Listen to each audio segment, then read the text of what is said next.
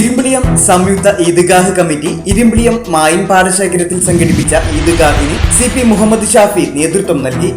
റമളാനിൽ ലഭിച്ച ആത്മീയമായ ചൈതന്യം തുടർന്നുള്ള നന്മ നിറഞ്ഞ ജീവിതത്തിന് പ്രചോദനമാകണമെന്നും പുണ്യങ്ങളിൽ മുന്നേറിയ വിശ്വാസികൾക്ക് ക്ഷാമത്തിലും ക്ഷേമത്തിലും ചെലവഴിക്കുന്നതിലും ആത്മനിയന്ത്രണവും വിട്ടുവീഴ്ചയും പുലർത്തുന്നതിനും സാധിക്കണമെന്നും അദ്ദേഹം റമളാൻ സന്ദേശത്തിൽ പറഞ്ഞു. സ്നേഹവും സന്തോഷവും കളിയാടുന്ന കുടുംബാന്തരീക്ഷം കുട്ടികൾക്ക് ലഹരിയാകണമെന്നും ഇത് മറ്റു ലഹരികളിൽ നിന്ന് അവരെ മാറ്റി നിർത്തുമെന്നും അദ്ദേഹം കൂട്ടിച്ചേർത്തു. വഖഫ് സ്വത്തുകൾ അന്യാധീനപ്പെടുത്തുന്നതിനുള്ള വഴികൾ തുറക്കലാണ് പുതിയ വഖഫ് ഭേദഗതി നിയമത്തിലൂടെ സംഭവിക്കുന്നത്. ഇതിനെതിരെ ജനകീയ പ്രതിരോധം തീർക്കേണ്ടതുണ്ടെന്നും അദ്ദേഹം പറഞ്ഞു. മസ്ജിദുൽ അക്സ സംരക്ഷിക്കുന്നതിന് പോരാടുന്ന ഫലസ്തീനികൾക്ക് ഈദ്ഗാഹിലെത്തിയവർ ഐക്യദാർഢ്യം പ്രഖ്യാപിക്കുകയും അവർക്ക് വേണ്ടി പ്രാർത്ഥിക്കുകയും ചെയ്തു. സ്ത്രീകളും കുട്ടികളും അടക്കം നിരവധി ആളുകളാണ് ഈദ്ഗാഹിലെത്തിയിരുന്നത്. മധുരം കൈമാറിയും പരസ്പരം ആശ്ലേഷിച്ചും ആശംസകൾ അറിയിച്ചും പ്രത്യേകം സജ്ജമാക്കിയ ഫോട്ടോ കോർണറിൽ നിന്ന് ഒരുമിച്ച് ഫോട്ടോ എടുത്തും സ്നേഹം പങ്കുവെച്ചാണ് എല്ലാവരും ഈദ്ഗാഹിൽ നിന്നും മടങ്ങിയത്. നമ്മുടെ മുൻഗാമികളായിട്ടുള്ള സഹാബത്ത്, താബിഊകൾ, സലഫു സാലിഹുകൾ റമളാൻ കഴിഞ്ഞ് 6 മാസത്തോളം ഈ പ്രാർത്ഥനയിലാണ്. റബ്ബനാ തഖബ്ബൽ മിന്നാ, കഴിഞ്ഞ റമളാനിനെ ഞങ്ങളിൽ നിന്ന് സ്വീകരിക്കണമേ റബ്ബേ എന്ന് പ്രാർത്ഥിച്ചു കൊണ്ടിരിക്കുന്നു.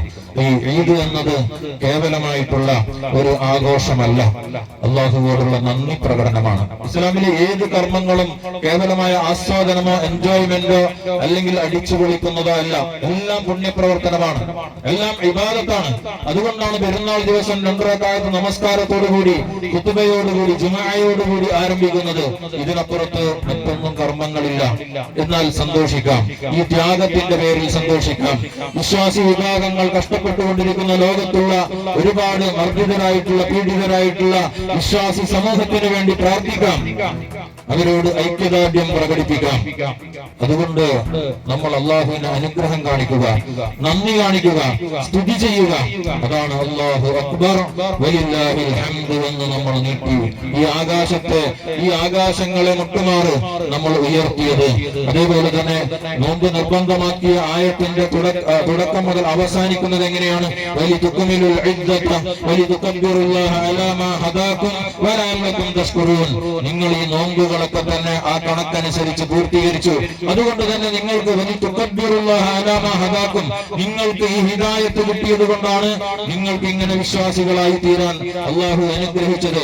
അതുകൊണ്ട് ഹിദായത്ത് ലഭിച്ചതിന് നിങ്ങൾ അള്ളാഹുവിനെ ഹംദ് ചെയ്യണം, തക്ബീർ മുഴക്കണം. നിങ്ങൾ ശുക്ർ കാണിക്കണം, അള്ളാഹുവോട് നന്ദിയുള്ളവരായിരിക്കണം. അതുകൊണ്ട് തന്നെ നമ്മുടെ അമലുകൾ പാഴാക്കാനുള്ള അവസരമല്ല. പിടിച്ചാൽ കിട്ടാത്ത അവസ്ഥയായിട്ടുണ്ട്. കൂട്ടിപ്പിടുത്തം ഉണ്ടാകേണ്ടത് വീട്ടിനകത്താണ്. ഒന്നിച്ച് ഭക്ഷണം കഴിക്കുന്ന എത്ര വീടുകളുണ്ട്? ഒന്നിച്ച് നമസ്കാരം നിർവഹിക്കുന്ന ഒരു നമസ്കാര മുസല്ല അല്ലെങ്കിൽ ഒരു നമസ്കാര മുറി നമ്മുടെ വീടുകളിലൊക്കെ ഉണ്ടാകണം. അങ്ങനെ ഇടപഴകാനുള്ള അവസരങ്ങൾ ഉണ്ടാകണം.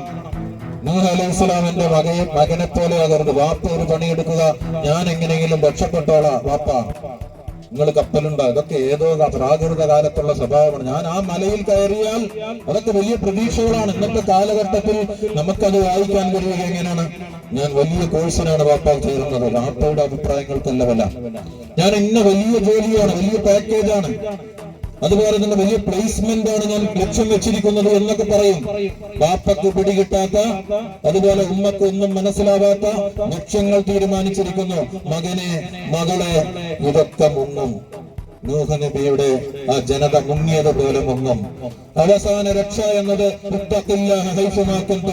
എവിടെ പോയാലും അല്ലാഹുവെ സൂക്ഷിക്കുന്ന ഒരു ബോധമുണ്ടെങ്കിൽ, അത് യൂറോപ്പിലായിരുന്നാലും ആഫ്രിക്കയിലായിരുന്നാലും അല്ലെങ്കിൽ ആസ്ട്രേലിയയിലായിരുന്നാലും യുഎസിലായിരുന്നാലും എവിടെയായിരുന്നാലും മക്കളെ കുറിച്ച് പേടിയില്ലാത്തൊരവസ്ഥ നമുക്കുണ്ടാകണമെങ്കിൽ അങ്ങനെ പഠിപ്പിച്ചു വിടണം.